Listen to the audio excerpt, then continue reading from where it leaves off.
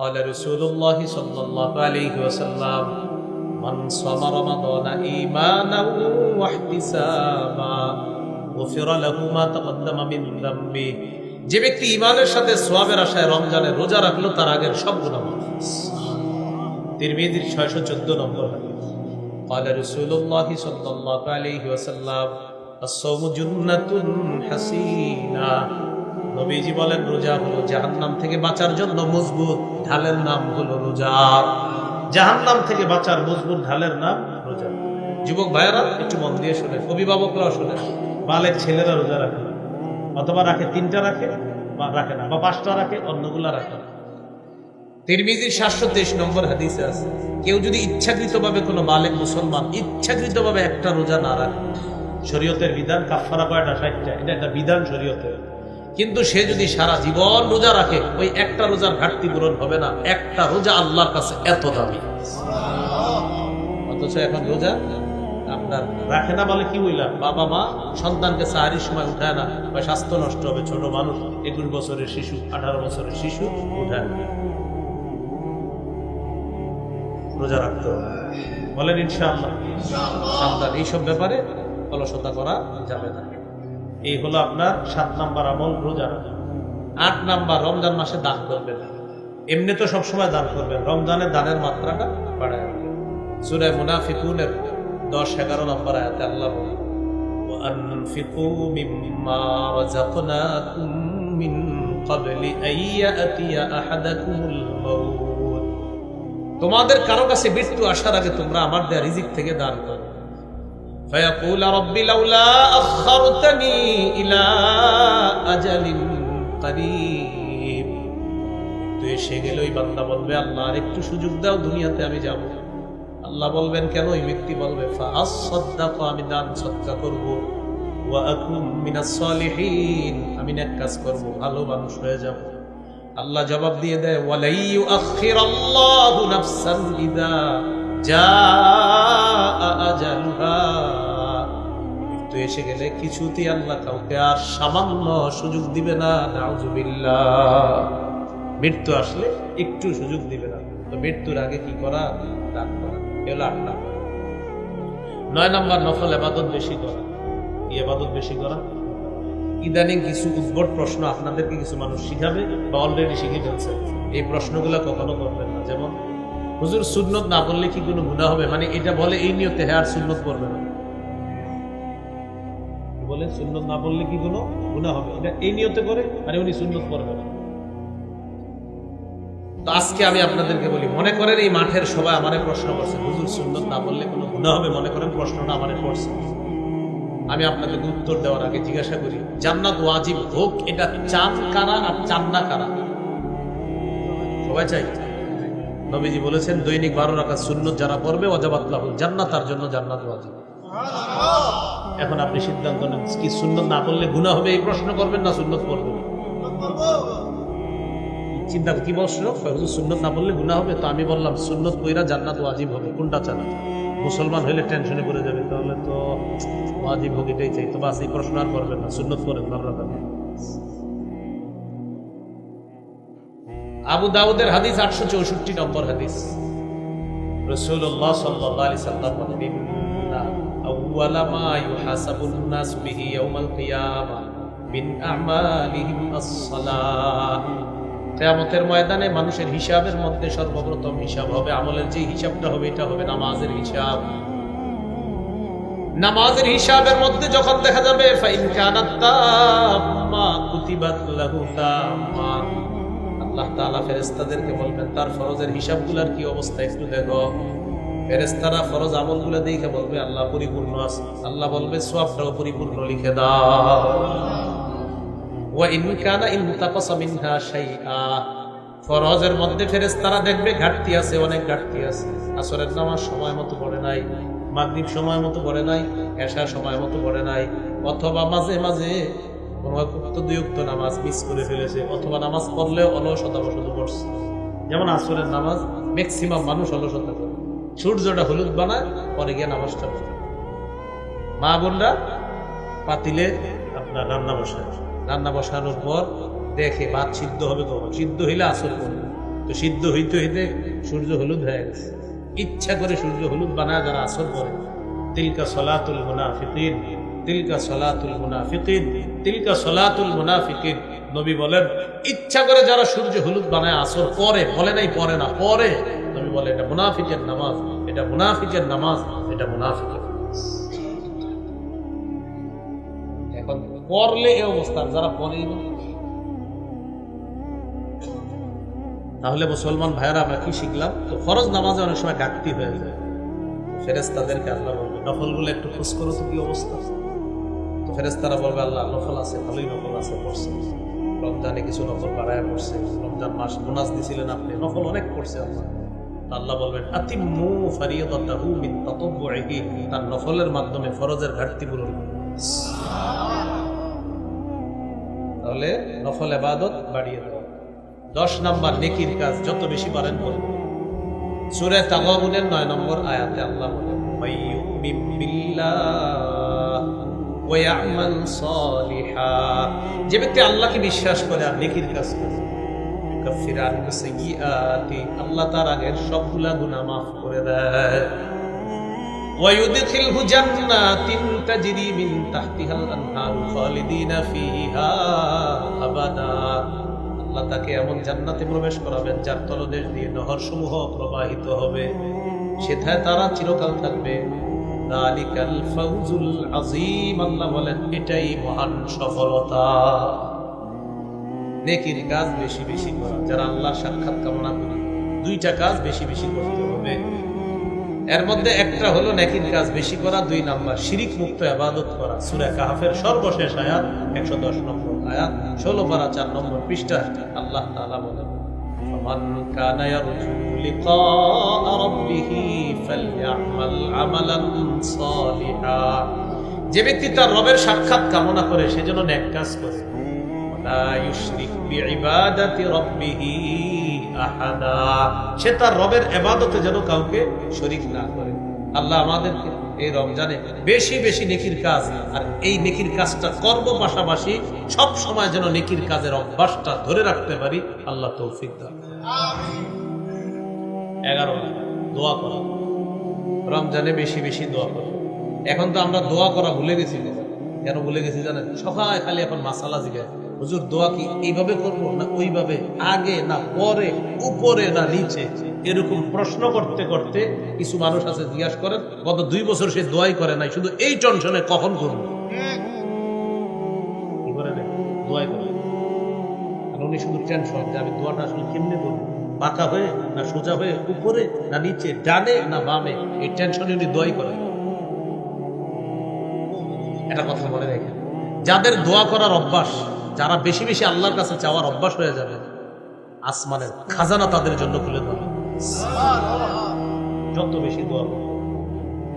আল্লাহ তাআলা বলেন ক্বালা রাব্বুকুম উদউনি আস্তাজিব লাকুম, তোমাদের রব বলেন তোমরা আমাকে ডাকো, আমি তোমাদের ডাকে সাড়া দেই। হাত যদি উঠায় দোয়া করেন তাহলে এই জায়গায় রাখতে হবে, হাত মুখ করে। 1488 আবু দাউদের হাদিস, এখানে হাত রাখতে হবে, কায়মনো বাক্যে আল্লাহর কাছে বলতে হবে যেন আপনাকে ভিখারি মনে হয়। উপরে উঠানো যাবে, কিন্তু আমরা দোয়ার সময় এমন অভিনয় করি যে মনে হচ্ছে তামাশা করতে। দোয়ার সময় পিঠা বানায়, আমাদের গ্রামে একটা পিঠা আছে না বাবা, এরকম করে দোয়াতে হাত উঠে, আবার দাড়ি খুচরায়, এই তুইও হাত তো ওটা, মানে এটা একটা কেমন যেন একটা গুরুত্বহীন কাজ। নাউজুবিল্লাহ। আপনি আল্লাহর কাছে কথা বলবেন, এখন সেইখানে আপনি কি করতেছেন? হাত এমন করতেছেন, দাড়ি খুঁটতেছেন, আপনি চুল খুঁটতেছেন, পাঞ্জাবি ঠিক করে, জামা ঠিক করে, হাত উঠে আবার ফোনে কথা বলে। ওই হুজুর মুনাজাত দিছে, তাড়াতাড়ি ওই না না মুনাজাত শেষ হয়ে যাবে।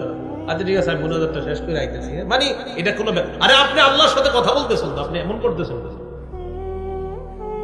আপনি না আল্লাহর সাথে কথা বলতেছেন তো আপনি এমন করতেছেন। কথাগুলা কি সত্য?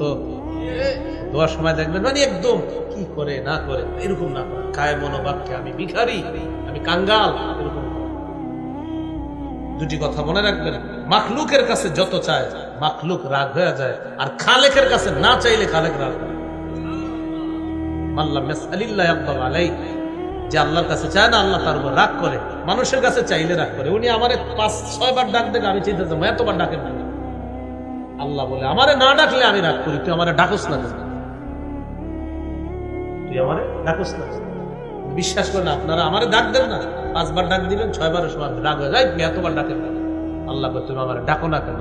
আমরা ডাকলে রাগ হই, আল্লাহ না ডাকলে রাগ হয়। 11 নাম্বার দোয়া করা, বেশি বেশি 2টা দোয়া করা রমজান। সবাই একবার করে নেই, বলেন আল্লাহুম্মা ইন্নী আসআলুকাল জান্নাহ ওয়া আউযু বিকা মিনান নার। হে আল্লাহ, আমি আপনার কাছে জান্নাত চাই, জাহান্নাম থেকে পানাহ চাই। এই 2টি দোয়া আমরা বেশি বেশি করবো ইনশাআল্লাহ। 12 নাম্বার জিকির করা। 4টি জিকির আল্লাহর কাছে সবচেয়ে পছন্দের 4টি বাক্য, এই 4টি বাক্য দিয়ে আমরা জিকির করি। ক্বালা রাসূলুল্লাহ সাল্লাল্লাহু আলাইহি ওয়াসাল্লাম আহাব্বুল কালামি ইলাল্লাহি আরবাউন। নবীজি বলেন আল্লাহর কাছে সবচেয়ে পছন্দের বাক্য হলো 4টি। 1 নাম্বার সুবহানাল্লাহ, আলহামদুলিল্লাহ, লা ইলাহা ইল্লাল্লাহ,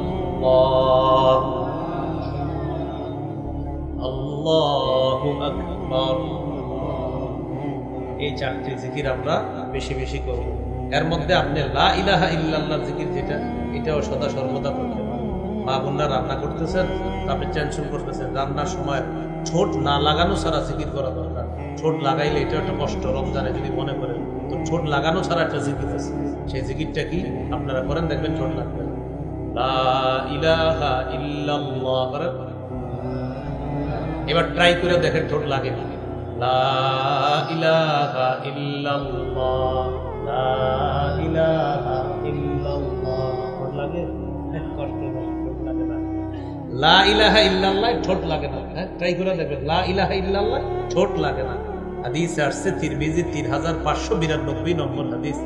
একবার যদি ইখলাসের সাথে কেউ লা ইলাহা ইল্লাল্লাহ পড়ে, ইল্লা ফুতিহাত লাহু আবওয়াবুস সামাই হাত্তা তুফজিয়া ইলাল আরশ, আসমানের সবগুলা দরজা খুলে দেওয়া হয় তার লা ইলাহা ইল্লাল্লাহ যেন আরশ পর্যন্ত পৌঁছে যায়।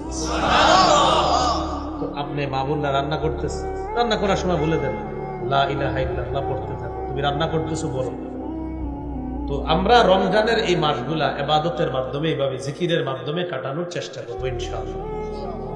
13 নাম্বার, সারাদিন রোজা রাখলেন, রাখার পর ইফতার করবেন।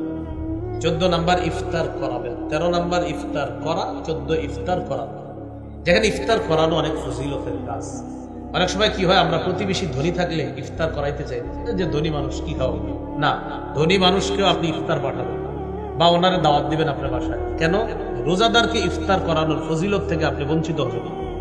তাহলে গরিবদেরকেও ইফতার খাওয়াবেন, আর আপনার প্রতিবেশী যদি ধনীও হয় তার জন্য পাঠাবেন, উনিও আপনার জন্য পাঠাবে। এটা হলো মহব্বত, ভালোবাসা আর ইফতার করানোর ফজিলত কামাই করার জন্য।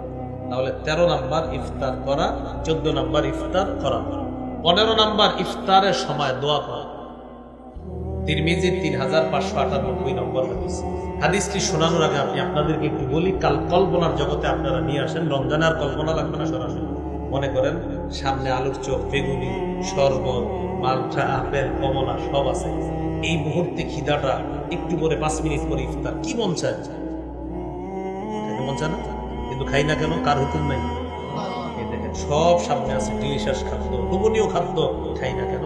আমার রবের হুকুম আসে না, তাই খাই না। তাহলে রব কতটা খুশি হয় দেখো, আমার বান্দা সব খানা নিয়ে সামনে বসা, ও খায় না, ও আমারে ভয় পাইতে খায়। আমি একটু পরে ওরে হুকুম করব, তখন খাবে। ওই সময় আল্লাহর সাথে আপনার রব সম্পর্কটা কতটা মজবুত হলে আপনি তখন রবের হুকুম অমান্য করে খান না, সম্পর্ক কতটা মজবুত, ওই টাইমে দোয়া করলেন খুব। ইফতারের সময় দোয়া খুব, ইফতারের সময় দোয়া করবেন। তিরমিজি 3598 নম্বর হাদিস। قال رسول الله صلى الله عليه وسلم ثلاثة لا ترد دعوتهم, 3 ব্যক্তি দোয়া ফিরিয়ে দেওয়া হয় না। 1 নাম্বার الصائم حتى يفطر, রোজাদার যখন ইফতারের সময় দোয়া করে তার দোয়া ফিরিয়ে দেওয়া হয় না। 2 নাম্বার ইমামুল আদিল, ন্যায়পরায়ণ পুরুষ শাসকের দোয়া ফিরিয়ে দেওয়া হয় না। ন্যায়পরায়ণ পুরুষ শাসক, কি শাসক? কি শাসক? ন্যায়পরায়ণ পুরুষ শাসক। আবার বলেন কি শাসক? ন্যায়পরায়ণ পুরুষ শাসকের দোয়া ফিরিয়ে দেওয়া হয় না। ন্যায়পরায়ণ পুরুষ শাসক। আল্লাহ যেন কিয়ামতের আগে আমাদের বাংলাদেশে কোনো নারী শাসক আর না। রাসূল সাল্লাল্লাহু আলাইহি সাল্লাম বলেন, লা ইউফলিহা কওমুন ওয়াল্লাহু আমরুহুম ইমরাআতান, ওই জাতি কিছুতেই সফল হবে না যে জাতি তাদের নেতৃত্বে কোনো নারীকে বসায়। এই জন্য আল্লাহর কাছে দোয়া করা, আল্লাহ আমাদের দেশে একজন ন্যায়পরায়ণ পুরুষ শাসক আপনি দিয়ে দেন। ন্যায়পরায়ণ পুরুষ শাসক। এরপরে যদি কারো মনে হয় না হুজুর আমরা নারী শাসক চাই, আপনি একটা পোস্টার বানাবেন, আগামীতে নারী শাসক দেখতে চাই, হাদিসের ভাষ্য অনুযায়ী সারা জীবন হতভাগা থাকতে চাই, এরূপ লিখে লিখে যে বলে নারী শাসক দেখতে চান তো লিখে দিয়ে দিয়েছে আমি হতভাগা থাকতে চাই। এই যে আপনি কেউ কিছু বলবেন না, কারণ আপনি নিজেই সিদ্ধান্ত নিয়েছেন আপনি পুরা কবর থাকবেন, হতভাগা থাকবেন। আপনি চান আপনার ভাগ্য যেন পরিবর্তন না হয়, এটা তো আপনি নিজেই চান। তাহলে 1 নাম্বার রোজাদারের দোয়া, 2 নাম্বার ন্যায়পরায়ণ পুরুষ শাসকের দোয়া ফিরিয়ে দেওয়া, 3 নাম্বার ওয়া দাওয়াতুল মাজলুম, মাজলুমের দোয়া ফিরিয়ে দেওয়া হয়। 16 নাম্বার রমজানের শেষ দশকে ইতিকাফ করা। বুখারীর বর্ণনা 2033 নম্বর হাদিস, কানা রাসূলুল্লাহ সাল্লাল্লাহু আলাইহি ওয়াসাল্লাম ইয়াতাকিফু ফিল আশরিল আওয়াখির মিন রমাদান, নবীজি রমজানের শেষ দশকে ইতিকাফ করতেন। 17 নাম্বার লাইলাতুল কদর তালাশ করা। লাইলাতুল কদর পাওয়ার সহজ উপায় হলো ইতিকাফ করা, বুঝছেন? সহজ উপায় ইতিকাফ করা। সূরা কদরের 3 নম্বর আয়াতে আল্লাহ বলেন, লাইলাতুল কদরি খায়রুম মিন আলফি শাহর, কদরের রাত 1000 মাসের চেয়ে উত্তম। মাইয়াকুম লাইলাতুল কদরি ঈমানাও ওয়া ইহতিসাবা, কোন ব্যক্তি যদি ঈমানের সাথে সওয়াবের আশায় লাইলাতুল কদরে জাগ্রত হয়, গফির লাহু মা তাকদ্দামা মিন যামবি, তার আগের গুনাহগুলো maaf করে দেওয়া হয়। এইজন্য 21, 23, 25, 27, 29 এই 5 রাত্রি বেজর রাত্রিতে জাগ্রত হয়ে ইবাদত করবেন। চেষ্টা করবেন রমজানের শেষ দশক পুরোটা ইবাদত করবেন রাতের বেলা। যদি প্রতিদিন না পারেন অন্তত বেজর রাত্রিগুলা যেন আমাদের মিস না হয়। 21, 23, 25, 27, 29 ঘরে নারী সদস্য যারা আছে তারাও যদি ঘুমিয়ে যায়, নবীজি এই শেষের দিকে ঘরে নারী সদস্যদেরকে উঠায় দিলেন, ওঠো ওঠো ওঠো ইবাদত বন্দি করো। কথায় মনে এসে গেছে একটা কথা, মা বোনদেরকে রমজান একটু ইবাদতের সুযোগ দিয়ে আপনারা এমন ইফতারির লিস্ট ধরায়া দেন যে ওনার 2টা থেকে শুরু করতে হয় কাজ। আবার এমন সাহারির লিস্ট ধরায়া দেন যে বাস উনি সাহারির সময় ইবাদতের সুযোগ পায় না আর ইফতারের সময় একটু ইবাদতের সুযোগ পায় না। কারণ আপনি এতগুলা খেতে হবে না, বলেন? ঠিক আছে, 1 দিন 2 দিন খান ভালো, অনেক ডাটে খান, সব প্রতিদিন খেতে হবে না এরকম। তাহলে মা বোনদেরকে একটু ইবাদতের সুযোগ করে দেওয়া রমজান মাসে। প্রয়োজনে পুরুষ যারা আছে আপনি একটু সহযোগিতা করেন, হেল্প করেন কাজে, আপনি একটু সহযোগিতা করেন। আম্মাজান আয়েশা সিদ্দিকা রাদিয়াল্লাহু তাআলা আনহাকে জিজ্ঞাসা করছে, আম্মাজান নবীজি ঘরে সারাক্ষণ কি করে? সাহাবীরা মনে করছে সারাক্ষণ নবীজি নামাজ পড়ে জিকির করে, এরকম মনে করছে। আম্মাজান বললেন, নবীজি সারাক্ষণ ঘরে ফি মিহনাতি আহলিহি, পরিবারের কষ্টকর যে কাজগুলা ওই কাজগুলাতে নবীও শরীক থাকে, নবীজি শরীক থাকে। তাও বলছিলাম যে রমজান মাসে আমাদের মা বোনদেরকেও ইবাদতের সুযোগ করে দিন। কথার কথা আপনার যে উনি ইবাদত করার ইফতারের সময় সব ইফতারি রেডি হয়ে গেছে, তো তখনও আপনি এমন এমন কাজের মধ্যে লিপ্ত রাখেন, একটু যে আল্লাহর কাছে দোয়া করবেন সুযোগটা ইফতার রেডি, এটা একটু দোয়া করার সুযোগ দেন, বাকি কাজগুলো আপনি একটু বুঝেন। তাহলে 17 নাম্বার লাইলাতুল কদরে আমরা ইবাদত করব, ঘরের নারী সদস্যদেরকে আমরা ইবাদতে উৎসাহিত করব। 18 নাম্বার সদকাতুল ফিতির আদায় করা। এটা এলাকার ওলামায়ে কেরাম আছে যারা পাশে দাওরা হাদিস মাদ্রাসা 2-3টা আছে রাস্তার পাশে ওলামায়ে কেরামের সাথে পরামর্শ করে আপনারা এই বছর সদকাতুল ফিতির কত হয় এটা জেনে তারপর সদকাতুল ফিতিরটা আদায় করবেন। এই হলো রমজানের মৌলিক 18টি করণীয়। গুরুত্বপূর্ণ অংশ 6টি বর্জনীয়। কয়টি? এটা বেশি গুরুত্বপূর্ণ। 1 নাম্বার ঝগড়া বর্জন করা। সহিহ বুখারীর 1904 নম্বর হাদিস, রাসূল সাল্লাল্লাহু আলাইহি সাল্লাম বলেন, ইযা কানা ইয়াউমু সাওমি আহাদিকুম ফালা ইয়ারফুস ওয়ালা ইয়াসখাত, তোমাদের কেউ যখন রোজা অবস্থায় থাকবা সে যেন অশ্লীল কথা না বলে, সে যেন বাদানুবাদ না করে। ফাইন সাফাহু আহাদুন আও কাতালা, কেউ যদি রোজাদারের সাথে ঝগড়া করে, লড়াই করে, তখন ওই ব্যক্তি বলবে ইন্নী সাইম, আমি রোজাদার। বুখারী অন্য বর্ণনায় আসছে 2 বার বলবে আমি রোজাদার। তাহলে এই রমজানে আমাদের সাথে কেউ ঝগড়া করতে আসলে আমরা 2 বার বলবো আমি রোজাদার, আমি রোজাদার। কয়বার বলবো? 2 বার। কেউ যদি ঝগড়া করে বাস ভাই আমি রোজাদার, আমি রোজাদার, এই 2 বার বলে দেবো। তাহলে 1 নাম্বার ঝগড়া পরিহার করা। 2 নাম্বার অনর্থক কথা পরিহার করা। অনর্থক কথা কাকে বলে? একটু তাকান আমার দিকে, অনর্থক কথা বলেন। এটা কি পাঞ্জাবি বলেন? আসলে পাঞ্জাবি? আসলে ওটা তো পাঞ্জাবি, মানে ফাও কথা বলে। এটা মানে হুদাই জিজ্ঞাসা করতেছে, অনর্থক কথা। এটা হলো কি কথা? অনর্থক কথা। এটা হ্যান্ড টিস্যু, তো এটা তো টিস্যু। বারবার কইতে মানে এটা টিস্যুর উপরে কেন্দ্র করে 50টা কথা বলছে, অনর্থক কথা। এই অনর্থক কথা বর্জন করা 2 নম্বর।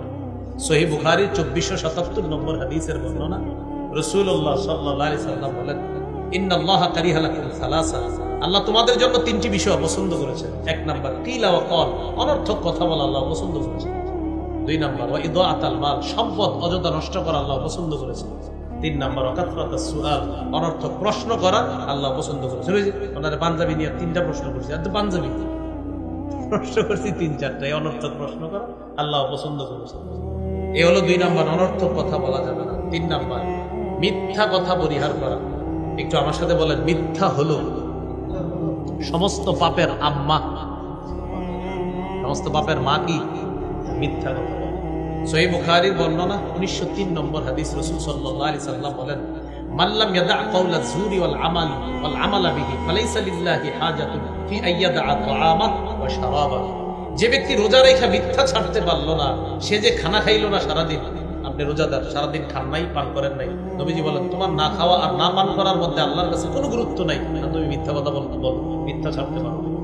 ভাই জুতা কত? ঈদের সিজন 1200 টাকা, 1150 দিই, আল্লাহর কসম 1140 করে কিনা। কত করে কিনা? যাই হোক, হইতে পারে 1140, যদি 1140 হয় তাহলে সত্য কথা, কিন্তু আপনি খোঁজ নিয়ে দেখলেন 500 করে কিনা, তাহলে 640 মিথ্যা কথা। বাকি 640 কি হলো? মিথ্যা কথা। বুখারীর বর্ণনা আসছে, কিয়ামতের ময়দানে 5 জন দাগী আসামির একজন হবে যে মিথ্যা শপথ করে পণ্য বিক্রি করে।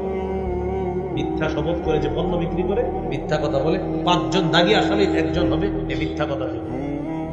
তাহলে মিথ্যা পরিহার করা, এটা 3 নম্বর। 4 নম্বর গীবত পরিহার করা। এটারও একটা বাংলা বলি সুন্দর, যদি পারেন কেউ লেমনিটিং করে ঘরে টানা রাখেন, বলেন যে আমল ধ্বংসের নীরব ঘাতক গীবত। আবার আমল ধ্বংসের নীরব ঘাতক গীবত। মানে আপনি বুঝতেও পারবেন না, আমি আর উনি বসে বসে কথা বলতেছি, আমার জানাও নাই যে আমার আমলগুলো আরেকজন আমি দিয়ে দিতেছি। আমি ওনার সাথে বসে একজনের গীবত করতেছি, তো যার গীবত করতেছি আমি তো মাশাআল্লাহ ওনার সাথে বসে বসে গীবত করতেছি আর তাহাজ্জুদ নামাজের ফিরিস্তি শোনাইতেছি, কিন্তু আমার এই সব আমল নামা অন্যদিকে চলে যাচ্ছে। তাহলে আমল ধ্বংসের নীরব ঘাতক গীবত, এই জন্য গীবত করা যাবে না। এগুলো 4 নম্বর। হ্যাঁ, আমল ধ্বংসের নীরব ঘাতক গীবত করা যাবে না, এটা হলো আপনার 4 নম্বর। 5 নাম্বার লৌকিকতা পরিহার করা। ও আচ্ছা, একটু গুরুত্বপূর্ণ কথা, 4টা, প্রথম 4টা, আরো 2টা বলতেছি আমি। ঝগড়া করি কি দিয়ে? আচ্ছা, অনর্থক কথা বলি কি দিয়ে? মিথ্যা বলি কি দিয়ে? গীবত করি কি দিয়ে? হাদিসে আসছে তিরমিজির 2616 নম্বর হাদিস, হাল্লাকুন নাসা ফিন নারি আলা ওয়ুজুহিহিম আও আলা মানাকিরিহিম ইল্লা হাসাইদু আলসিনাতিহিম। বেশিরভাগ মানুষ জাহান্নামে যাবে মাথাটা নিচে, পাগুলা উপরের দিকে দিয়ে, তাদেরকে জাহান্নামে নিক্ষেপ করা হবে শুধু জিহ্বার অপরাধের কারণে। তাহলে আজকে গুরুত্বপূর্ণ কথা শিখলাম, মিথ্যা বলি জিহ্বা দিয়ে, অনর্থক কথা বলি জিহ্বা দিয়ে, ঝগড়া করি জিহ্বা দিয়ে, গীবত করি জিহ্বা দিয়ে, আর জিহ্বা বেশিরভাগ মানুষকে জাহান্নামে নিবে। তাই আমরা আজকে থেকে প্র্যাকটিস করব যে আমরা জিহ্বা নিয়ন্ত্রণ করব। এই রমজানে আমাদের এই জিহ্বা দিয়ে আমরা কারো কোনো গীবত করব না, মিথ্যা বলবো না, অনর্থক কথা করব না, আমরা ঝগড়া করব না ইনশাআল্লাহ। 5 নাম্বার লৌকিকতা বর্জন করা। আমরা সিয়াম পালন করি কার জন্য? ইফতার কার জন্য? সাহারি কার জন্য? বাস আল্লাহর জন্য সব করা। কাউকে ইফতার খাওয়াবো কার জন্য? কম খাওয়াই, একটা খেজুরও যদি খাওয়াই কার জন্য? আবার ভরপুর ইফতার খাওয়াবো কার জন্য? বাস সব আল্লাহর জন্য হবে, মানুষকে দেখানোর জন্য হবে না। বুলুগুল মারাম হাদিসের কিতাব 440 নম্বর হাদিসে আছে, ইন্না আখওয়াফা মা আখাফু আলাইকুম আশ-শিরকুল আসগর ওয়া রিয়া। তোমাদের ব্যাপারে আমি সবচেয়ে আশঙ্কা করি তোমরা ছোট শিরকে লিপ্ত হয়ে যাবা। এই ছোট শিরকটা হলো লোক দেখানো, ইবাদত করা। তাহলে লৌকিকতা বর্জন করা। 6 নাম্বার অপচয় বর্জন করা। অপচয়, আমরা না রমজান মাসে অপচয় করে ফেলি অনেক সময়। ইফতারের সময়, ইফতারের সময় কি মনে হয় জানেন? আমারও মনে হয় যে আমি সব খাবো। যে আপনি পানি আর শরবতটা আর খেজুরটা খাবেন, শেষ। আপনার আগে কি মনে হয়? সব খাবো, দাও দাও আরো দাও, কি কি আছে দাও। এরপরে সব মাখাইছেন মাশাআল্লাহ, পরে আর খাইতে পারবেন। কেন অপচয়টা করলেন? ছোট্ট একটা সবাই একসাথে বসলে খান, সমস্যা নেই। কিন্তু আপনি দেখবেন আমাদের এই সমস্যাগুলো হচ্ছে, আমরা অবচয় করছি, অবচয় কিন্তু করা যাবে না।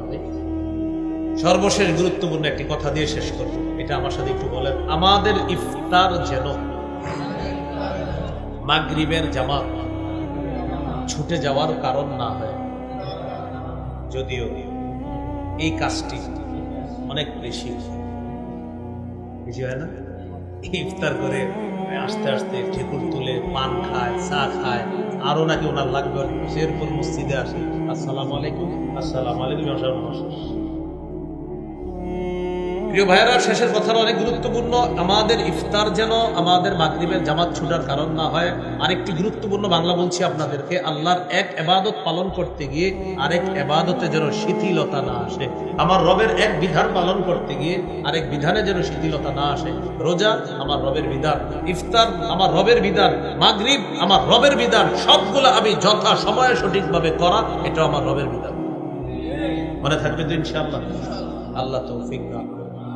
এখন আপনাদেরকে সর্বশেষ একটা আবদার, সাদা দাড়িওয়ালা, সাদা দাড়ি যাদের হাদিসে আসছে তাদের দোয়া ফিরাইয়া দিতে আল্লাহ লজ্জা করেন।